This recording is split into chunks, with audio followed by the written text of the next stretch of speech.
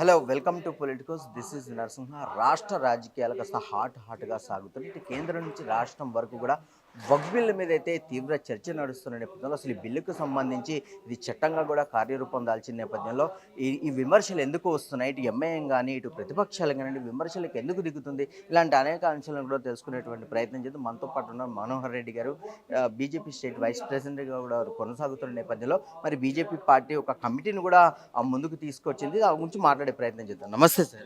So ఈ వక్ bill కార్యరూపం దాల్చింది చట్టంగా మారింది. ఇప్పుడు ఈ చట్టాన్ని సుప్రీంకోర్టులో కేసులు నడుస్తున్నాం, మరోవైపు విపక్షాలు కానీ పూర్తిగా దీని మీద విమర్శలు చేస్తున్నాయి. ఏంటి సార్ ప్రధానంగా ఎట్లా తీసుకోవాలి? ఈ వక్ఫ్ భూములను కాజేసినటువంటి వాళ్ళకు భయం, ఈరోజు మల్లికార్జున ఖార్గేకు భయం, అదే రకంగా ఈరోజు అసదుద్దీన్ ఓవైసీకి, అక్బరుద్దీన్ ఓవైసీకి భయం. ఎవరైతే దాపున వీళ్ళు సొంత ఆస్తులు కూడబెట్టుకున్నారు, వాళ్ళు తమ సొంత అవసరాల కోసం ఉపయోగించుకుంటారు. కేవలం హైదరాబాద్లో కానీ దేశవ్యాప్తంగా ఈ రకంగా కొంతమంది ముస్లింలలో బడా నేతలు, కొంతమంది రాజకీయ నాయకుల యొక్క ప్రోద్బలంతో వక్ఫ్ను తమ ఆస్తిగా మార్చుకొని తమ అవసరాలకు ఉపయోగించుకుంటున్నారు. ఈ చట్టంలో మార్పులు తీసుకురావడంలో అలాంటి అన్యాయాలకు, అక్రమాలకు చెక్కుపడ్డది, అడ్డుకట్టబడ్డది. అది వాళ్ళ యొక్క భయం. కాబట్టి ఇది మతానికి వ్యతిరేకంగా భారతీయ జనతా పార్టీ తీసుకొచ్చింది అనేటటువంటి ఒక రెచ్చగొట్టేటటువంటి వ్యాఖ్యలు చేస్తూ ఉన్నారు. ఈరోజు ఇంతకుముందు మీకు చెప్పినాను, చట్టంలో ఎక్కడ కూడా మసీదులు గుంజుకోవాలని, కబ్రస్థాన్లు గుంజుకోవాలని, వాళ్ళ యొక్క ప్రార్థనా మందిరాలు గుంజుకోవాలని, వాళ్ళ ఆస్తులు లాక్కోవాలని ఎక్కడ కూడా లేదు. దీన్ని స్ట్రీమ్లైన్ చేస్తున్నాం, దీన్ని మరింత పారదర్శకంగా తయారు చేయాలి.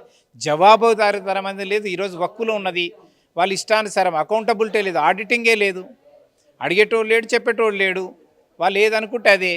ఇది వక్కు భూమి అంటే వక్కు భూమి, కాదంటే కాదు, అమ్ముకునేటప్పుడు కాదంటారు, తీసుకునేటప్పుడు వక్కు భూమి అంటారు. కాబట్టి ఇలాంటివన్నీ ఇక నుంచి చెల్లవు. ఏది వక్కు భూమి అన్నా కూడా దానిపైన పూర్తిగా హద్దులు నిర్ణయిస్తాము.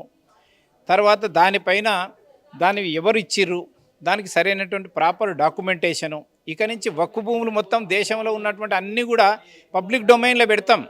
ఏవేవి వక్కు ప్రాపర్టీ, ఏది కాదు, ఎన్ని ఎకరాలు ఉన్నది, దాని బౌండరీస్ ఏంది, దాని యొక్క సేల్ డీడ్స్ ఏంది, అన్నీ డాక్యుమెంటేషన్ చేసి పెడతాం.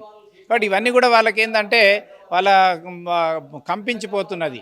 వాళ్ళకి ఏమవుతుందో, రేపు భవిష్యత్తులో ఏమవుతుందో, ఎంతమంది జైలుకి వెళ్ళాల్సి వస్తుందో అనేటటువంటి భయం వాళ్ళకు దొరబడ్డది.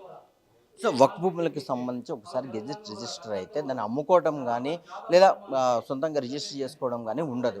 సో మరి ఇప్పుడు మరి అది అన్యక్రాంతం అవుతున్నాయి, పూర్తిగా వీళ్ళ దీంట్లో స్వార్థంతో వీళ్ళు అమ్ముకుంటున్నారని చెప్పేసి అంటున్నారు. ఏంటి ఎట్లా? ఒకటి, వాళ్ళు అమ్ముకోవాలనుకున్నప్పుడు అది వక్ఫ్ కాకుండా క్రియేట్ చేస్తున్నారు. వేరేళ్ళు వాళ్ళకి ఇష్టం లేని వాళ్ళు ఉన్నప్పుడు ఇది వక్ఫ్ భూమి అని అంటున్నారు. ఇది కాబట్టి తమ సొంత అవసరాల కోసం దాన్ని ట్యాంపరింగ్ చేస్తున్నారు. తర్వాత రెంట్కి ఇస్తారు. మీరు చూసినాం, ఈరోజు హైదరాబాద్లో చాలా మాల్స్ ఉన్నాయి, ఫంక్షన్ హాల్స్ ఉన్నాయి, వాటి కిరాయి ఎంత ఉన్నది, త్రో అవే ప్రైసెస్కి ఇస్తున్నారు, కారు చౌకగా ఇస్తున్నారు.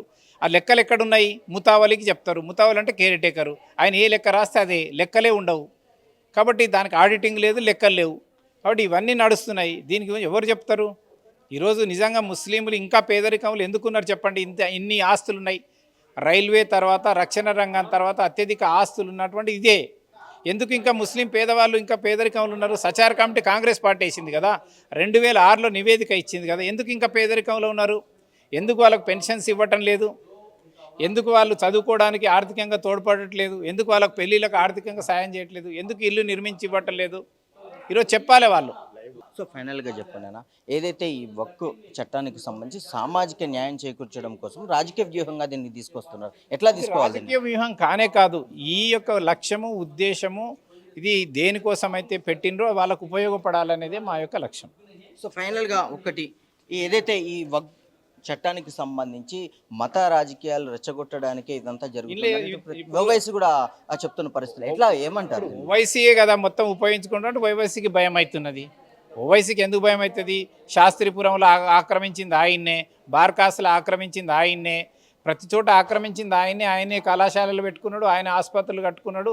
అది ఎవరికి పేదవాళ్ళకు ఉపయోగపడతలేదు. కాబట్టి ఆయనకు భయం.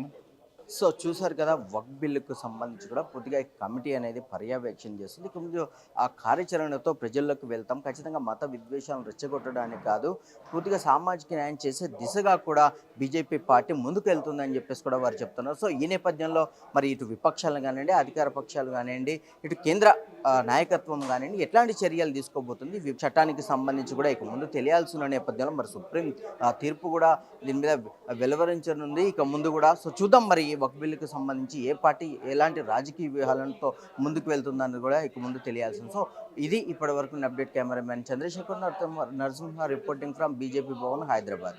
Please subscribe to the channel and download the Politicos app from the links in the description.